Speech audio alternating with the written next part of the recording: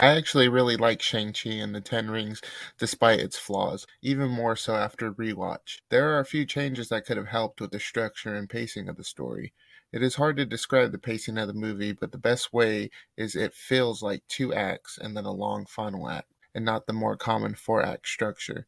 My version aims to fix this and adds a Bruce Lee Enter the Dragon vibe that I picked up from the first trailer. In other words, this is the Steven cut. Chapter 1. A warlord hunts down artifacts that will lead him to the magical land of Ta Lo. This man was feared through history as he conquered his enemies with his magical rings and his army. Over time, the power stored in the rings began to diminish. In his conquest, he discovers the connection between magic and the land of Ta Lo. If any place were to replenish his magic and prolong his immortality, this would be it. An artifact produces a map that leads the man to a shrine. Here he meets Shang Chi's mother, the protector of the shrine and the entrance to Ta Lo. His mother ends the story for now as she puts her children to sleep. In modern-day San Francisco, Sean, as he is going by now, picks up his best friend Katie at her house for their valet job and spends time with her family. At night, the duo parties, does karaoke, and gets into street races around the city, eventually crashing and damaging their car. The next morning, Sean is awakened by a knock on the door. It is his father, Wen Wu. Sitting at the table, he tells his side of the story of how he met his mother. For 12 nights in a row, the man visits the Guardian and keeps her company as they spar in combat. On the 12th night, they have fallen in love, and she trusts him enough to take him to her home.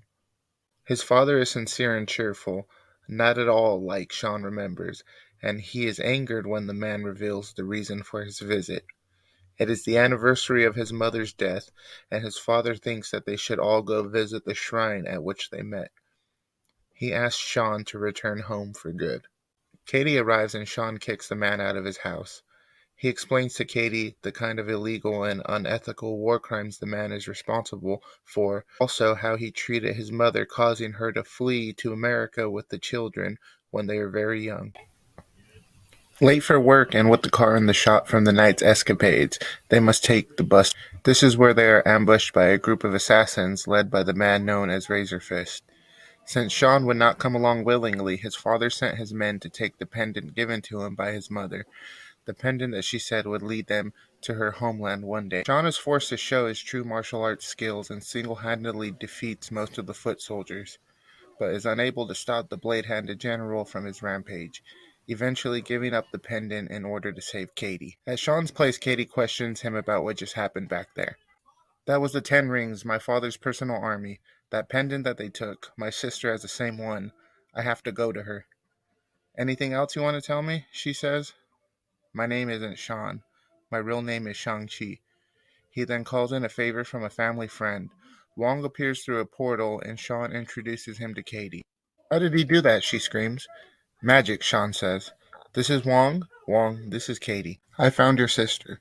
She has started an illegal fight circuit and betting ring. Right now they are hosting a martial arts tournament where the two semi-finalists will compete for the sponsor's prize and championship, Wong says. Dad. It's Dad's tournament. He used to love those things, Sean says. You were his champion once, if I remember correctly. I thought you said your mom left him when you were super young, Katie asks. Before Sean can explain, Wong continues. That means he's reached her. We must go now. I got myself into the tournament, but she's not going to listen to me. She needs you. Sean nods seriously, and they walk into Wong's port. Chapter 2. Wong teleports the group to Macau, China, where the tournament is being held. They walk through and witness the preliminary rounds. They are escorted to the locker room by John, the right-hand man of Sean's sister, Ji Ling. He recognizes Sean from the internet bus fight video and explains the whole operation. In the back, Wong introduces Sean and Katie to his apprentice and their man on the inside, Emil. The man has a dark past, but Wong has made it his duty to rehabilitate the man. The two will fight in the tournament alongside Sean to make sure he makes it to Jiling. The group fight their way up the ranks, but Emil, who has turned himself into his alter ego, the Abomination, is matched up against Wong, and the two coordinate a double knockout to eliminate each other. Then Wong teleports them home. In his first match, Sean is challenged by and must defeat a karate fighter. Jiling makes short work of her opponent, and when the brother and sister make it to the finals, their father appears as predicted. Sean resists his father and gives his sister a warning about the man, as he fights the Ten Rings and the ninja named Death Dealer, the same man who was shown to be his superior and tormentor during his time with his father. When Sean was a child, he missed his father greatly, and when he was a teen, he ran away to live with him. Wen Wu used this time to train his son into a master martial artist and killer, placing him on a hit squad under Death Dealer. Jiling helps her brother fight against the Ten Rings, but the tournament is moving on to the next stage and location, so Sean stops resisting, and they are all forced to travel to Wen Wu's secret headquarters in the mountains of China.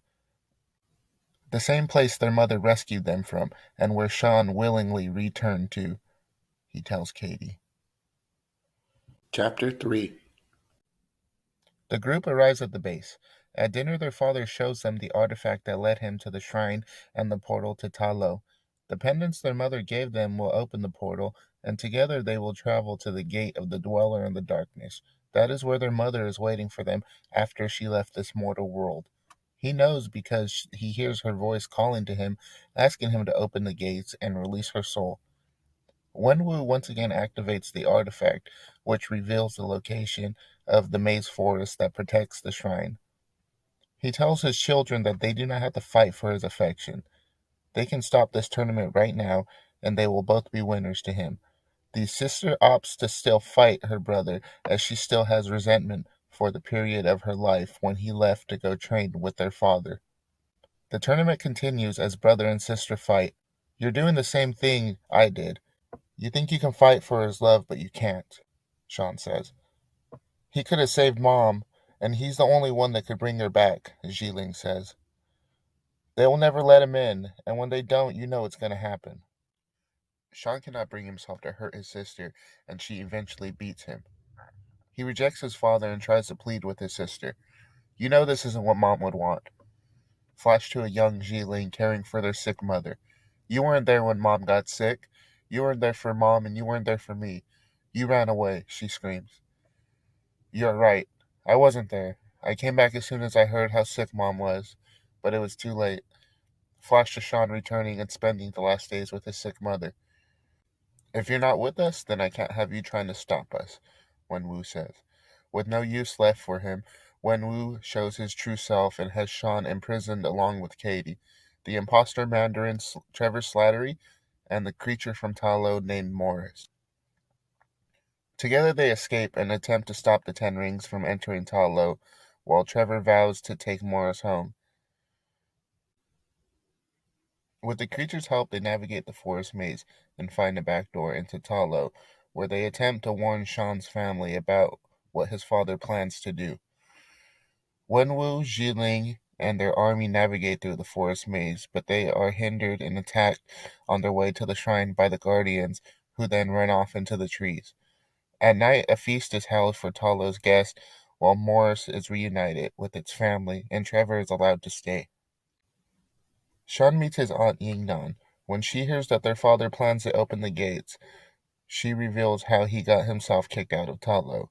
He was the warlord in their mother's story, and when he entered Ta Lo, he began worshipping and drawing power from the dark dragon known as the Dweller in the Darkness, and it is surely his influence that is corrupting and lying to their dad.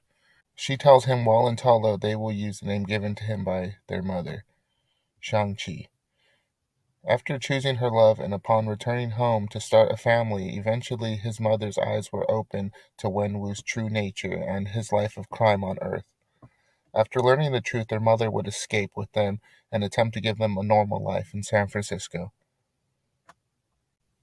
Shang-Chi remembers good memories of his mother. Katie joins him and they talk about his past. The villagers prepare and raise defenses against Wenwu.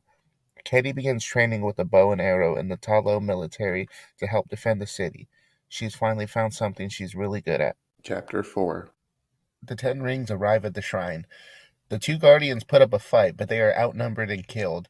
Wenwu then uses the pendants to open the portal to Ta Lo. Jiling begins seeing the corruption of her father as she knows their mother would never want them to invade her home and hurt her family. The Ten Rings invade Ta Lo. Katie takes up a bow to fight as Shang Chi aims to take on his father. He defeats Death Dealer once and for all, but is ambushed by Wen Wu himself, who uses the Ten Rings to defeat his son and send him sinking to the bottom of the lake. Jiling takes the pendant and the portal closes as she enters, cutting off all of the Ten Rings' reinforcements. Wen Wu makes his way to the gate and begins releasing the Dweller. Jiling arrives at Ta Lo, defeats Razor Fist, and forces the remaining Ten Ring soldiers to stand down as Katie helps the villagers fight. At the bottom of the lake, Shang Chi is saved by the protector dragon of Ta Lo, who lends him his power to defeat his father and to keep the Dweller in the Darkness sealed away. He absorbs the energy, and they team up to defeat the Dweller in the Darkness. Shang-Chi arrives at the gate and finds his father breaking the seal and releasing the Dweller's minions. He attempts to get through to his father one last time, but the misguided man still believes the lie that he could bring his love back and continues to fight his son. Wen Wu consumes the last of the energy left in the rings as they fall useless one by one. Shang-Chi charges and takes control of the empty rings. Wen Wu is defeated, but it is too late. The seal is broken and the gate collapses, releasing the Dweller in the Darkness and his soul-sucking demon army to terrorize Ta Lo. Out of fear, Razor Fist and the Ten Rings make a truce and team up with Yingnan, Jiling, and others. They fight off the demon army released by Wen Wu using dragon-scale weapons. Katie joins a mission with the general of Ta Lo's military to retrieve the ancient weapon that was used to originally defeat the creature. The mission is successful, but the general is killed by one of the Dweller's minions. Katie takes the weapon and runs. The Dweller arrives at the village and all is lost before Shang-Chi arrives with the Protector and joins the battle. Together, Jiling and Shang-Chi use the rings and the power of the Protector to help stop the Dweller and his demon army.